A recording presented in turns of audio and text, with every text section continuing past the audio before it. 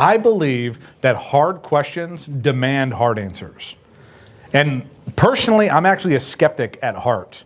I mean, that's what led me to obsessively pursue education, to try to track down the answers to all of these questions. And if I might just be a little blunt here, I was a little tired of people telling me what I should believe without showing their work. And so I'm like, okay, we have got this, and this is the Bible that I preach from. Where did it come from? How did I get it in my hand? Why is it covered in leather? Why is this the only book I have that comes pre-ribboned? Like, all of these questions have answers to them. And so I just hope that as we kind of dig through stuff, going all the way down to the very basic building blocks, that we can begin to answer some of these questions. Now, this is a huge topic to discuss in a really short time. So one of the things I want to do as we're discussing various parts of this is I just love show and tell. So you can see a whole host of things on this table. I've already had a couple people ask me, these scrolls and scroll fragments you see over here are not replicas. These are actual. And so just by way of starting, I hope that you'll have an opportunity at the end to come and check this stuff out.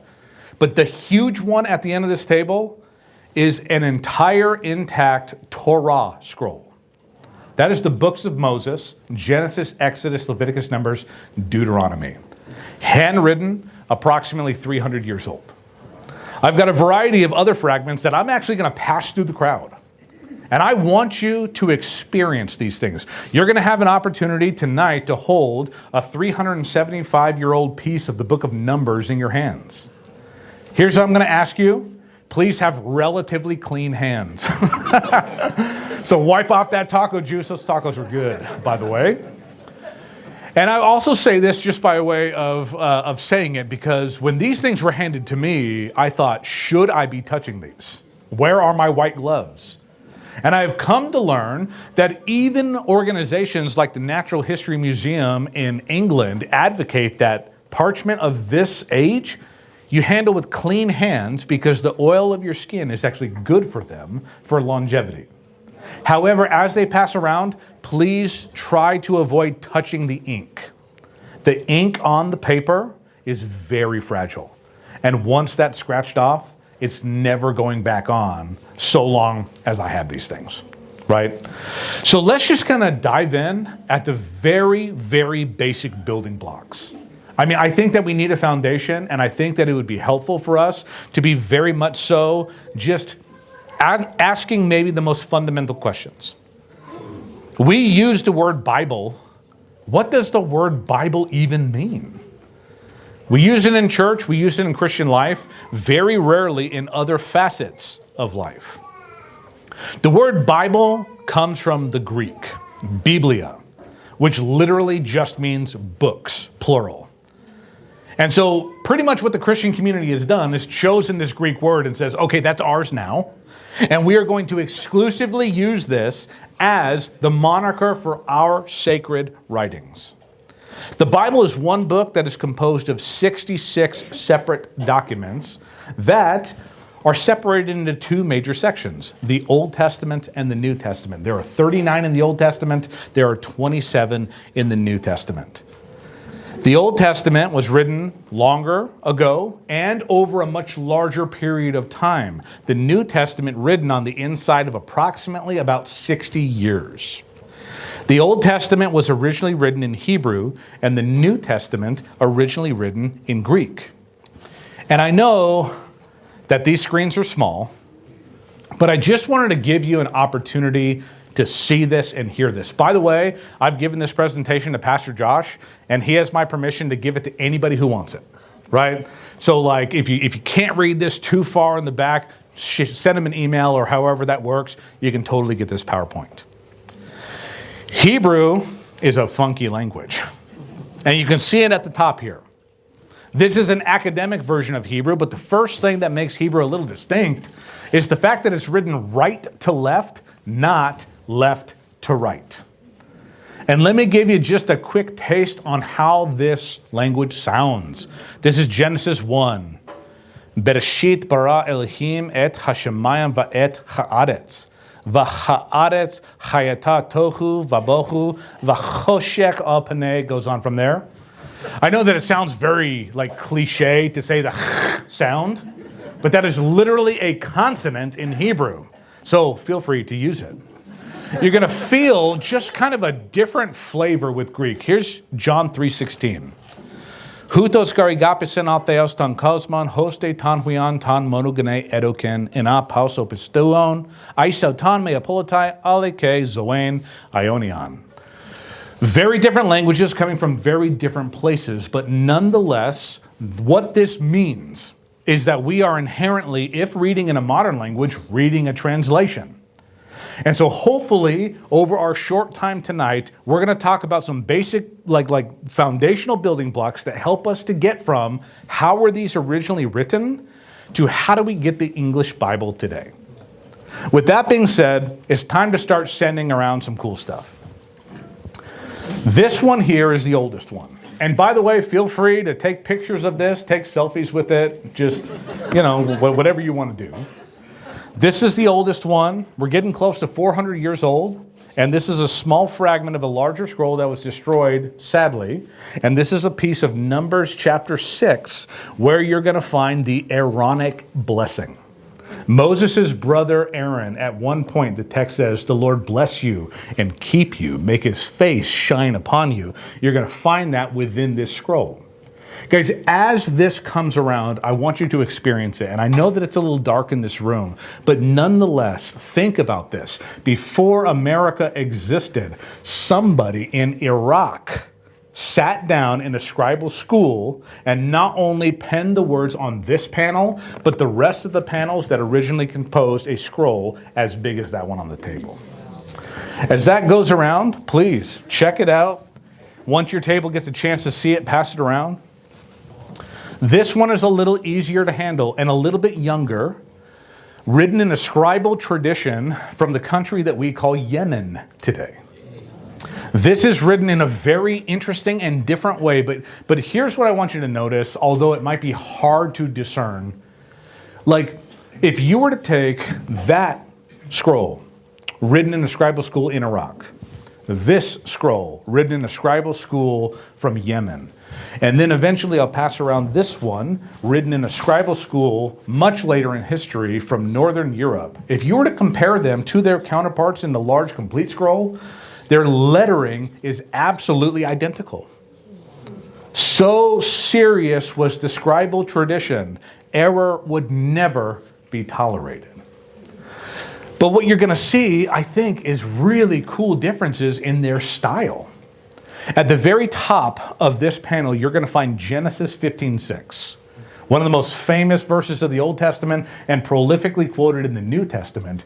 Abraham believed the Lord and it was counted to him as righteousness. And then this one right here is really cool. This is an entire panel. It's a little unwieldy to mess around with. So please be as careful as you can. I've got it upside down, unfortunately, but I don't know how I can flip it over and hold the microphone. But this represents one of the 55 panels that would compose a scroll that was originally that large. What you're going to see on this panel is Exodus 15 through 20, which is the Song of the Sea that retells the crossing of the Red Sea all the way through the Ten Commandments. And once again, what I hope is that you get a chance to kind of see the older ones first, and then you look at this one, and you're going to notice they're very different stylistically. They're even written on different substances. Those two other ones written on deer leather, this one on calf leather. But nonetheless, they tell the same message down to the letter. Let me pass that around. Pastor Josh, if you don't mind helping me with that one. Of course. So let's start working through some other kinds of stuff, right? We've got different languages. We've got different time periods. Let's orient ourselves historically, okay? I want to show you this just as a very quick example of what we call extra biblical evidence. And the reason I've got these two on the screen is because these are two pictures that I took with my grainy smartphone. So You're going to see two things on the screen. One of them is the Cyrus cylinder, and the other one is the Merneptah stela. Here's the crazy thing. By extra biblical evidence, we mean that this is writing that does not come from the people of God. These are writings that actually come from Israel's neighbors, and these are both Old Testament, by the way.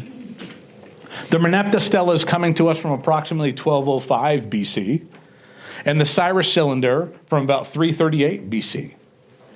And this writing from Israel's neighbors is describing exactly what the Bible describes. The Merneptah stela describing a battle that Israel has with its neighbors, and the Cyrus cylinder describing King Cyrus making a decree that the subjugated people taken into exile can go back to their city. And so what we're doing is we are building a coalition of a ton of different information. And friends, as we think about what the Bible is, we've got to get to its message. The events happened, and I think that they are historically verifiable, and each of those is a conversation in and of their own. But for the sake of our time tonight, as we're looking at these biblical documents, we're looking at the way in which God inspired his people to collate them, to mark it down, to write it, and to maintain it. And this happens in a variety of different ways. I kind of want to think about the various different kinds of ways, just through various biblical books, that the books themselves talk about how they were originated. So for example, and gosh, this is too small for anybody to see, but take my word for it on this one. Sometimes biblical documents are recorded via direct dictation. So you're going to see in a place like Exodus chapter 34, and the Lord said to Moses, write these words. And then it goes on from there. Similar in the book of Revelation. Revelation chapter 1. I was in the Spirit of the Lord on the Lord's day, and I heard behind me a loud voice like a trumpet saying, write what you see in a book. So in those two cases, take it to the bank. You've got a biblical author who is writing down in a direct discourse way what the Lord is speaking to them. In other places, it might be different. I mean, in Joshua 24, this is fascinating. And Joshua wrote these words in the book of the law of God. Joshua is described as being a writer who adds to the book of Moses in the sense that he's inspired to do so. Sometimes it's evangelistic urgency, like in the case of the Gospels. One of my favorite verses in all the Gospels, as weird as it might be, is in John 20. John says, now Jesus did many other signs in the presence of the disciples, which are not written in this book. But these are written so that you may believe that Jesus is the Christ, the Son of God, and that by believing you may have life in his name. You can see that John is writing in a different circumstance as Moses. And yet, in those different circumstances, they are giving us material that does not conflict. We have authoritative positional writing. I mean, the small book of Philemon in the New Testament, which is one of my favorites. Paul says, I, Paul, write this with my own hand. Or sometimes you get the situation and the context from a different piece of the text. For example, in Psalm 51, this little piece before verse 1 called the superscription, which is in all the manuscripts, states, to the choir master, a psalm of David, when Nathan the prophet went into him after he had gone into Bathsheba, so on and so forth. What's the point? God inspired the biblical authors to write individual documents for various purposes. 2 Peter gives us witness to this in chapter 1, where Peter says, for no prophecy was ever produced by the will of man, but men spoke from God as they were carried along by the Holy Spirit. We call this in the biz plenary verbal inspiration. God fully inspires a biblical author without sacrificing their personality, perspective, or worldview. And so here's something that we've got to grapple with. Like, the Bible is a holistic book, but it is composed of all of these different books written by 40 or more different authors. And friends, that actually is a reason to trust it when you have all of those different voices, which are discernible in all of the different ways that you would think. Different writing styles, different perspective, different choice of verbs, blah, blah, blah, blah, blah, blah, different time periods. And yet they all coalesce on this macro story pointing to the Messiah. Friends, if you were, to say, hey, I want to go learn biblical Greek. Let me go to CBU. The first thing they're going to do is they're going to make you translate the book of 1 John. Because it's like 5th grade level Greek. It's really going to pump you up. I can do this. This is great. And then once you get to semester 2, they're going to make you study the book of Hebrews. And you're going to be like, I know nothing. I mean, you can tell just by the writing style that we've got very different authors here. Now, their messages are totally cohesive. But think about it this way. In all of the different contexts, in all of the different places, that actually gives us confidence, especially with the sense that the Bible does not contradict itself. I would use the gospel writers as an example of that. I remember when I picked up my first Bible, I thought, why are they telling the same story 4 times in a row? You ever had that question? I'll just give you just very quickly, I trusted the Lord when I was 16, didn't come from a Christian family. I knew nothing. Hemet, California, by the way, don't hold that against me. And so I went to the guy who evangelized me. I said, what do I do next? And he said, well, you need a Bible. And I said, what's a Bible? And he said, well, you need to go to the Bible bookstore on Florida Avenue, and they'll give you a Bible. And so I walk into this little store, and I'm looking at this wall of Bibles, and I don't even have the context or the mental capacity to understand what is going on right now.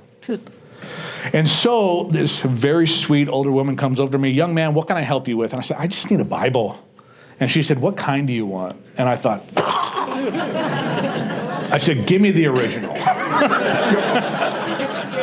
And she gave me a big burgundy King James version, which is a beautiful translation, but of course it's only one translation in the whole history of English Bibles. And I remember opening up to the book of Genesis and thinking, this is great. I can follow this. Creation? This is great. And then you get to Exodus and it's still a narrative. Oh, this is exciting too. And there's a couple laws like what are the priests supposed to wear? What is this box, ark? I don't know, right? But I can hang on with it. And then you hit Leviticus and you're like, what is going on with my life? And so then you jump to the Gospels. And you read the Gospel of Matthew and you're like, that's great. And then you read the Gospel of Mark and you're like, that's the same thing. And then you read the Gospel of Luke and you're like, what is going on here? And then you read John and you're like, is this how every book of the New Testament is going to go? Why? Why do we have these 4 witnesses sandwiched together telling the same story?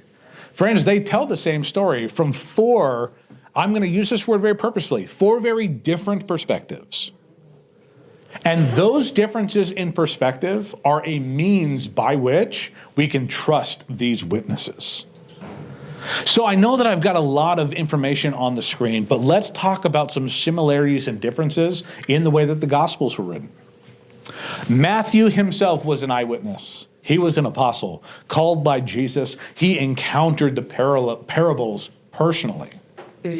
Mark, we don't have a good indication that he was actually an eyewitness. In fact, historically, it's known that he was Peter's scribe. So between Matthew and Mark, you've already got 2 different modes of authorship. You've got an eyewitness, and then you've got a dude who's writing for an eyewitness. And then you get Luke. Luke wasn't even in the region when Jesus was doing his thing. In fact, it's not until years later that he pals around with the Apostle Paul, and on one of Paul's missionary journeys, he comes back through Jerusalem, and he's like the reporter. I mean, that's why when you read the Gospel of Luke, you get like these intimate moments where like Mary describes what she was feeling when the angel said, you will give birth to a son and call his name Jesus. Why? Because Luke interviewed her. And then you get John. And John waits approximately 60 years to write his gospel. He's an eyewitness too, right? So with all of that on the board, think about this, right?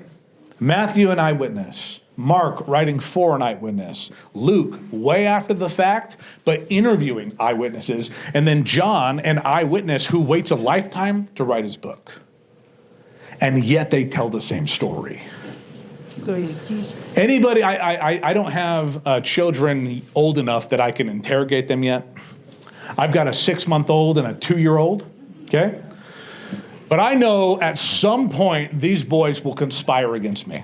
That they will break something in my house and that I will question them what happened. If you've ever been in that position, maybe in youth ministry or otherwise, if you're looking at 4 potential witnesses to a crime and they give you the word for word exact description of what happened, what are you thinking? There's some collusion going on here. This is not right.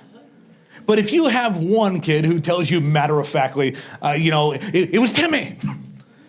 And then you have another one who's just apologetic about that. Like, if you piece together the 4 differences that tell the same story, that actually is how an interviewer and a detective even will get to the root of what actually happened. And friends, if we're just using the Gospels as a test case with 4 modes of authorship at different places and different times, these are telling the same story. That is a means by which we can have confidence in the accuracy of the word. Okay. Now I've just been going for 30 minutes. Does it feel like 30 minutes? I hope not. I would love if somebody has a question about something so far that maybe we can hit, or we can wait till the end. Anybody just, hey, I've got this, I want to ask it, shoot it, let me hear it. Okay, then we keep going. Folks, the way that the Bible comes together is interesting, and there are slightly different stories for the Old Testament and for the New Testament. For the Old Testament, we know that kind of in a overarching progressive history way, the Old Testament takes shape over a long period of time because the books were written over a long period of time. But we have witnesses not only in the New Testament, but also even exterior to the New Testament, who are maintaining the list of Old Testament books that Jesus knew in his day and age. The New Testament books are really interesting because they were discerned by a slightly different category. And we know more about the New Testament. I mean, so we could go into all the specifics about the Old Testament if we want, but let's talk about the New Testament because there's just maybe more to speak about in the moment.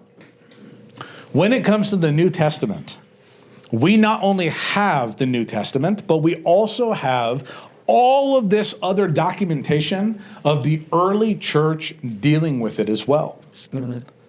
But think about it this way, friends, like each New Testament document was originally written for a specific purpose to a specific audience. Sometimes in a broad sense, to the church or the churches of Galatia. And sometimes in a super specific sense, to Timothy, right? But nonetheless, these books eventually start this circulation. And take into consideration that when the apostles are gone, over the next 2.5 centuries or so, the early church has a robust discussion. Which of these came from the apostles and which didn't? You know, we're heading towards Easter, towards Resurrection Sunday. And as a kid, I was raised on Discovery Channel. Anybody else? Does it exist anymore? If it doesn't, that's sad. But when I was a kid, about this time of year, they would always have programming where it'd be some crazy scholar, of course with crazy hair, and he would look you dead in the eye and say, the early church left books out of the Bible. You guys know what I'm talking about? You know, the funny thing is, that guy's exactly right. Yes. But it's not like it was a cabal of rogue people around a campfire trying to do something insidious. Like there were 4 major categories by which a New Testament document was not chosen, but recognized. We've got apostolic authorship, consistent testimony, universal acceptance by the whole church, and bearing the marks of divine inspiration. So here's the deal. A New Testament book has got to be written by an apostle or under apostolic supervision. And so we've got direct references to that, like in Philemon. And then we've got references to apostles writing through scribes, like Peter through Silvanus. This means that it can only be first century documents because the last of the apostles dies before the end of the first century. Then we've got consistent testimony, the sense in which God's word is not going to contradict itself. And so I want you to consider this. You hear about the quote-unquote books that they leave out of the Bible, right? And one of the most famous is the Gospel of Thomas. Oh man, the Gospel of Thomas. Let me just say it as clear as I can, as clearly as I can. I can't say the word clearly. Let me say this as clearly as I can. The early church left out the Gospel of Thomas. Why? For one, it did not exist until 300 years after Jesus. So it wasn't written by an apostle. They said that it was, but it did not exist before that time period. 2, what does the Gospel of Thomas even talk about? There's a variety of things that it does, but one of the scenes is my favorite. It describes the child Jesus, who is sitting by the riverside, crafting clay into birds, breathing life into them, and they fly away. Nothing quite contradictory yet until a small child comes by and smacks the puddle that Jesus is playing in. What does the child Jesus do? Die! And he smites him at the riverside. Jesus in a fury child Jesus in a fury goes into the marketplace, and another kid bashes against his shoulder. And so he starts arbitrarily murdering all of the citizens of this town until one of them escapes and goes to Joseph. Because stepdad is, he's got the business, the discipline. Joseph comes over, grabs Jesus by the ear, drags him around to resurrect everybody. Okay? So we talk about the Gospel of Thomas. Yes, this is an early document, but not written in the first century. Not written by an apostle. And in what way does this possibly conform to a consistent view of Jesus Christ? Does that sound like Jesus to you? And I'm not going to take any words out of Jesus' mouth. Jesus does things that defy our expectations all the time, but not that one, right? So folks, the sense in which it's got to be written by an apostle or under apostolic supervision. It's got to be a first century document. These are going to be consistent in their character. And they're also going to be widespread through the churches of the area. Like, here's the thing, friends. Christianity spreads like wildfire. It is amazing. When you think of how many Jesus followers are in Jerusalem at the time of the crucifixion, what number does your imagination give you?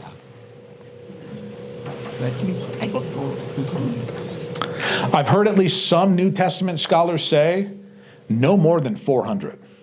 Think about that. It's a small group of people, all things considered. By the time we get to the year 100 AD, we are encroaching on 1 million or more. Like, estimates vary. And so when you think about the power of the gospel in the first century, you've got this Christian community that is spreading out everywhere. Some for evangelistic reasons, and others because they're being heavily persecuted by the Romans. And thus they're spreading out just by nature of trying to be safe. And they are taking the scripture with them. And as they plant churches, and as there are kind of authority centers that are set up, whether in northern Africa, as far as Italy, Greece, Turkey, in other places, these folks are talking to each other. And so the amazing thing that you can see kind of work out over time And like, this is going to be the worst chart that I show you. Because what can you see, okay? But when you get the PowerPoint, here's what I want you to notice. We start really early in history on the left-hand side. We get a little bit later in history on the right-hand side. And even at a distance, you can see this chart being filled out.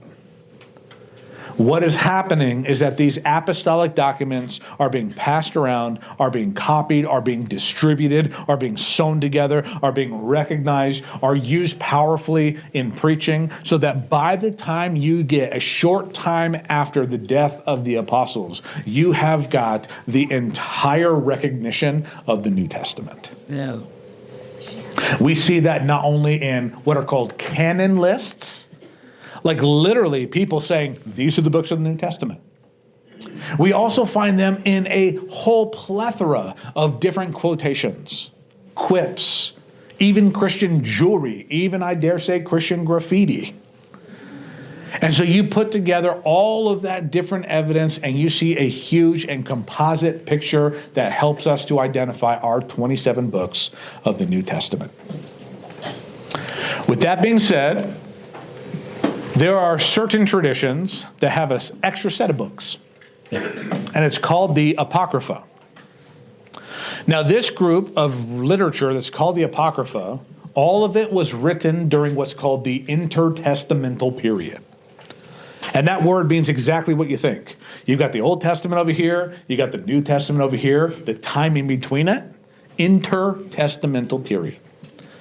And these books are interesting for a variety of reasons. Some of them tell us some pretty cool history, the history of the Jewish people under Roman occupation and what they've tried to do in the midst of that. Others of them are weird. Some of them are expansions on Old Testament books. But here's the deal.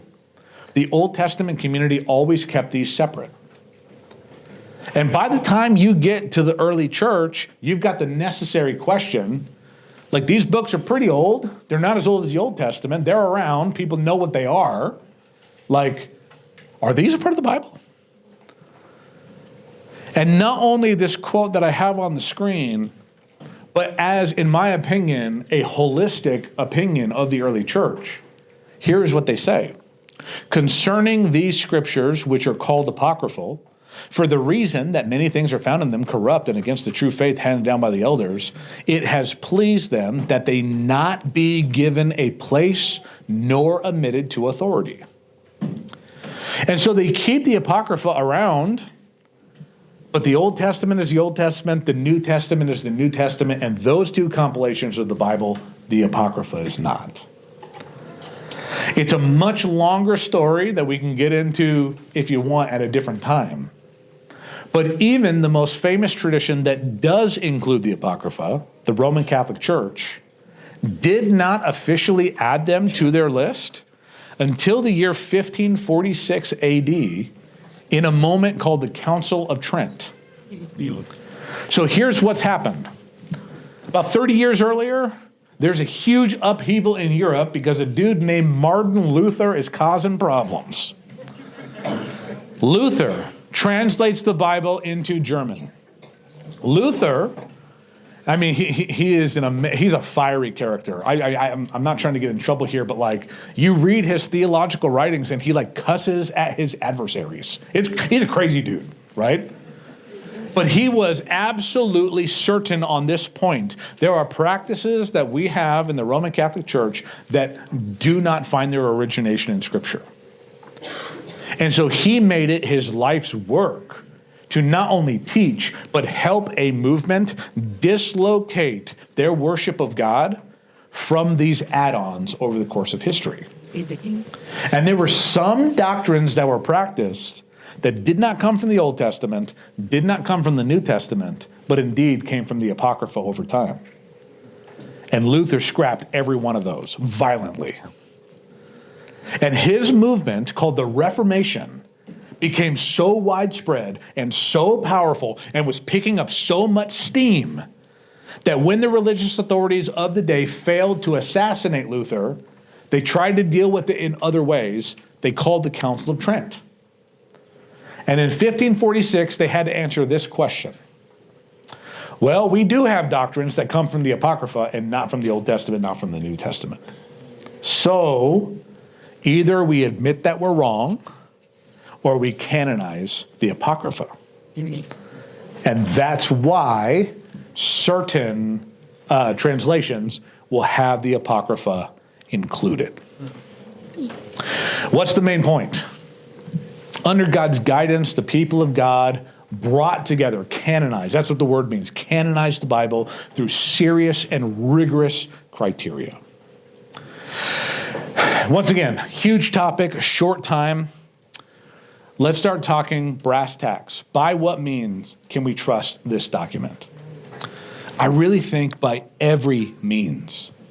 Our Bibles are based on discernible and trackable legacy of transmission through time, through languages, through a variety of different things. I mean, can you imagine these original documents that were written on material like papyrus?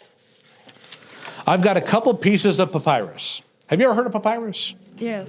This is a paper that is made of river grass. Guys, this is not ancient. I bought this on Amazon. You can too if you want. And that would make a sick letter to your friend. I'm just saying, right? But nonetheless, the two most common things that you would write on were either papyrus or parchment, leather, vellum, like the documents that have passed around and like this big scroll right here. I would ask you, especially the students in the room, how long does a modern piece of paper last in your backpack? Not long. Not long in my little book bags. And so look, the fact that we have, the manuscript evidence that we have is absolutely extraordinary. I want to pass around these pieces, and I want you to just feel them, experience them, put your hands on them. And I also want you to think about how precious writing would have been. Can you imagine a place and a time where you're like, I want to write my friend a letter. I have to make paper. I mean, to think about the expense that was behind this. To think about the way in which the stuff that you're being handed around, all of it would have been in the pre-modern era. No air conditioning. No modern conveniences. How do you protect this stuff from the weather? And yet, the amount of evidence that we have is absolutely extraordinary. There is a process by which our modern Bibles are created called textual criticism. And I know that sounds super scary, but this process is looking at all of the known evidence available and making the absolute best possible assessment. Friends, our Bibles are based on an incredible legacy of scholarship, and there is no literature in the history of the world that has been as scrutinized as the Bible and yet has passed the test of time. Amen. The impact of the Bible is extraordinary. This is slightly old data, but this is a chart showing you in terms of millions of copies what the 10 most sold books were in approximately 2017. So slightly old data, but just in terms of influence, what do we have here? On the far right, number 10, The Diary of Anne Frank. I guess they're still teaching that in schools. I had to read it. I think we should read it. Then Think and Grow Rich. Self-help book. Gone with the Wind. Here's where it gets sad. The Twilight Saga. Here's where it gets more sad. The Da Vinci Code. The Alchemist. Here's where it gets happy again. The Lord of the Rings. Yeah. Here's where I'm a little conflicted. Harry Potter. We have the quotations from Chairman Mao Zedong, quintessential Chinese literature. Look at the Bible on the left-hand side. That's 3,900,000,000 copies distributed that year, right? And so this stat doesn't necessarily indicate like why we should trust the Bible necessarily. But at the very least, it shows the impact of the word that has withstood every attack that has ever been made of it. Now, I talked about these very briefly, but there is so much extra biblical evidence that points to what the Bible already says. And then, this is where I get excited. We get to the manuscript tradition, some of which we have here today. I want to show you this, and it'll be kind of hard to hold. This is the favorite book of my library. Can you tell why? This thing weighs like 50 pounds, by the way, so I invite you to pick it up if you want. This is not ancient, but this is called a facsimile. It is a 100% to-scale, high-quality photographic reproduction of something. What is this one? This is called the Codex Sinaiticus. The very important role that this plays in our story is this shows us the early history transition from scrolls to books. And literally in human history, the book that dominates that transition is the Bible. And so these scrolls are written in Hebrew. This is a complete Bible written in Greek. This comes from approximately 324-ish AD. So when you're thinking about early in history, you are thinking about a document, a translation of the Old Testament, and then the Greek New Testament that bears witness to the transmission history of these documents.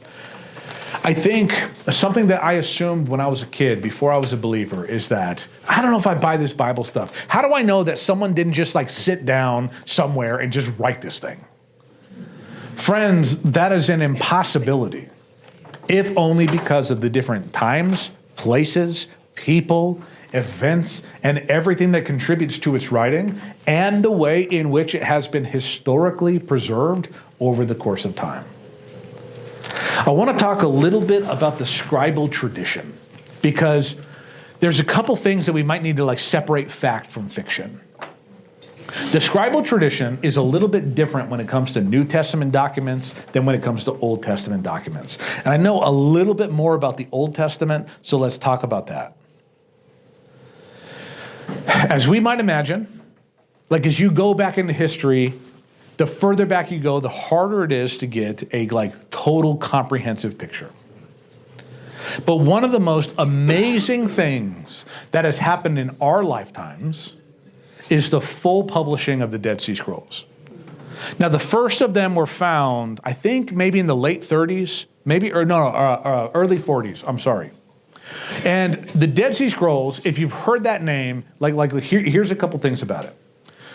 It was a shepherd boy looking for his goats. And I guess the way that you find goats in small desert caves is you just throw rocks into the caves, hoping to hear, bah, right? He throws a rock into a cave and hears pottery smash. It's goes into the cave and finds a collection of documents. You can see kind of what the caves look like in that picture. In the upper left-hand corner, he finds a series of documents that are in these cylindrical vases. These were hidden there, many of them, before the death of the apostles. And the stuff that is in them is remarkable. Some of them are complete Old Testament books, like that one. That is the Great Isaiah Scroll on the bottom. But quite frankly, and let's be honest about this, a ton of it are fragments, like you can see in the top right. Man, what would we expect of 2,000-year-old documents or more? Look, there's a variety of literature in there, but a bunch of it is Old Testament. Some of it is written on leather, other papyrus. We've got approximately 1,000 manuscripts, and then more than 15,000 fragments. 81% of these are in Hebrew, 16% in Aramaic, 3% in other languages, including Greek. 40% of the collection is Old Testament. And there are at least fragments of every Old Testament book, except for Esther. Now, with that being said, they also found piles and piles of dust that used to be parchment. Furthermore, 30% are what are called Second Temple texts. Jewish literature describing what's going on. 30% are miscellaneous documents. But I'm most fascinated by 2 small silver scroll amulets that actually have the Aaronic blessing. So that first scroll that I passed around, like the long one, the old one, these 2 little amulets have that verse written on them, and those amulets date about 600 years before Jesus. To give you context, those little amulets were created before Haggai, Zechariah, and Malachi wrote their Old Testament books. So you can't understate the significance of this collection and what it contributes to our understanding. And then when we think about scribal tradition, when we think about the way that this stuff was made, if I could find it.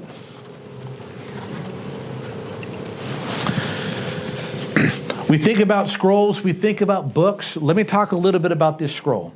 If this scroll was rolled out end to end, it would be over 96 feet long. I mean, it was composed of 55 panels, each of them representing one calf. And I'm intentionally saying calf, baby cow, just to avoid confusion. Over 400,000 individual letters. And here's how scribal transmission goes, okay? It would take an accomplished scribe approximately 1 entire work year to complete that scroll. It would cost a synagogue community approximately 1 year's wage to pay for it. Part of that was because of how arduous the process was. You would have this guy from sun up to sundown that would be writing 6 days a week. He would have his parchment in front of him, and though he had it memorized, he would never write from memory alone. There was always a proof copy up on a stand above him that he could cross-check from. And then there was another guy, I don't even know if I'd want this job, but he was just standing over the back of him auditing the entire process. They estimate, based on the way that this scribal practice has continued, there are still a couple schools where you can get one of these made. But they estimate that out of 400,000 individual letters, an accomplished scribe would only, in the entire writing of a scroll, make about 30 errors. Now let's be real about it, okay? Like error is what do we mean by error? Error? You're kidding me. Error? By error, we mean he wrote one word a little too close to another word, and so he wiped it off and put the letter right. I mean, I want you to have an opportunity to see this. You've seen the scrolls that have been passed around, but you've got to see this big one. At the end of this event, come and look at this thing and imagine somebody writing this by hand. The margins, crisp and perfect. And then, quite frankly, what you're going to see here, and the reason why I have it open here is because every part of this scroll tells a story. And there are places along the way where the scroll has been damaged. And I just want to be open and honest about that, right? Can we expect that out of a 300-year-old document, that something's going to happen to it somewhere? That on some hot day, the reader leans over a little too far and a big old glob of sweat goes, and his heart stops and he goes, and we're like, oh no, what do we do? There, excuse me, is an entire scribal process for fixing that. And you're going to see several examples. You're going to see places where they made sure to rewrite the word. You're going to see places where whatever happened to it, usually water damage was so severe that they actually cut out a piece, put a patch on the back, and had a scribe come in and rewrite it. Now listen, like I understand that when we are talking and using words like rewriting and whatnot, that also is potentially scary, but hear me out on this one. Such was their commitment to accuracy that they would never let a blemish stand. So they had to do this in a certain amount of time. They had to have an accomplished person do it. And then they had to have somebody else check on another scroll to make sure it was accurate. Folks, with that level of commitment, friends, we can have a significant amount of trust that what has been handed down to us is accurate. Things change when we get to the Gutenberg printing press. Because we're going from scroll, and then we're going to handwritten book, and then we're going to printed pages. Can you imagine in the 1400s that there was somebody who saw the Gutenberg printing press, which literally just stamps one page at a time, and they're like, what did we do before this? You know? This was like the inkjet printer of this era of European history. Can you imagine what were some of the first documents to be widely distributed? Yeah. 95 Theses in the Book of Romans. That's exactly right. Luther's 95 Theses. Someone's been paying attention. I like that. And the Book of Romans. Add to that the rest of the Bible as well. You know? And so as we think about translations, translations are powerful. It has always been the prerogative of the people of God when following Jesus to be committed to putting the word into the heart language of the nations. Now, that's not always the way it worked in Roman Catholic Europe, quite frankly. And there was a long period of time where it was illegal to read in anything other than Latin, and nobody read Latin, so nobody read the Bible. And that is, I think, a really unfortunate period of church history. But nonetheless, friends, like the efforts that we are a part today in putting the word into the languages of the nations find their origination even back in the Old Testament era. The Old Testament written in Hebrew was first translated into Greek because there's a bunch of people who speak Greek in the world. Think about the sense in which Jesus, as a historical character, probably speaking a language called Aramaic, inspired his apostles to translate his words into Greek so that they could reach the furthest possible audience. Think about the sense in which the dudes who knew Jesus face to face called him Yeshua, his Hebrew name, translated his name into the Greek Iesu so that Greeks could know the name of the Savior in their heart language. That is why whether Iesu in Greek, Yeshua in Hebrew, Isa in Arabic, Jesus in Spanish, or Jesus in English, Jesus is the Lord of Lords of every tribe, nation, and tongue. Translations are incredible. They are works of art, and they are all works of scholarship. There is an incredible history behind our translations. And you can trust, I can tell you, I served for a short time as a Bible translator. Knowing on the inside what goes into it, I'm telling you right now, you can trust our English translations. But I will say this just as a plug. You should come with us and study Greek and Hebrew at some point, because it's like turning a black and white TV to color. It's the same picture, but the level of nuance and texture that you can see is absolutely remarkable. English was not the first of the European languages to have a translated Bible. In fact, it's not until the year 1526 that we get the first English New Testament that is translated from Greek and Hebrew.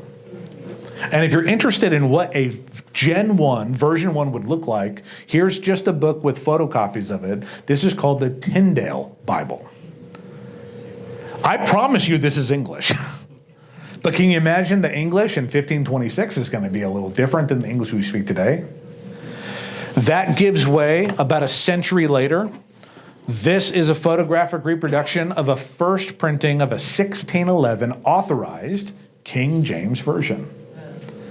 And so, friends, our modern English translations, which I prefer, are a part of a huge, incredible, and remarkable tapestry of history. When our translations are made, let's think just in terms of the New Testament for a moment. The New Testament is the best attested set of documents in all of human history. I mean, when we think about classics, right? I mean, there are movies today coming out about the Odyssey and other great classic works of literature. When you look back through history, you might only find 10 to 20 copies of the Odyssey. all distance from the original by hundreds of years, if not thousands of years, and very much so written in different places. Friends, the New Testament, your English Bible that you read today, is the product of translation that is taking into consideration over 5,800 New Testament manuscripts, some of them dating within 100 years of the originals. I mean, this is remarkable. There's nothing else like this in human literature. Like, even on a pragmatic level, this, for anybody, whether or not you had a Christian presupposition, means we can trust the Bible. But especially as we follow Jesus, we can have total trust that what is written is accurate. If you're looking to kind of see that played out, I've also got this book. These are photocopies as well of some of the oldest New Testament, like this is literally 1 Corinthians right here. And it is estimated that it is less than 100 years removed from the original book of Corinthians. And so with that being said, guys, I know that this has been overview of overview. I know that this has been a lot of information to cover in a super short period of time. I know that we have only whet the appetite. And there are so many more conversations to be had. But with all of that on the board, with all of that on the table, I just want to open up the rest of our time for questions. We can discuss anything that we've talked about tonight or anything else, and I will be the first one to tell you if I don't know, I don't know. But I do believe that hard questions demand hard answers, and I want to walk on this journey with you insofar as you've got a question tonight.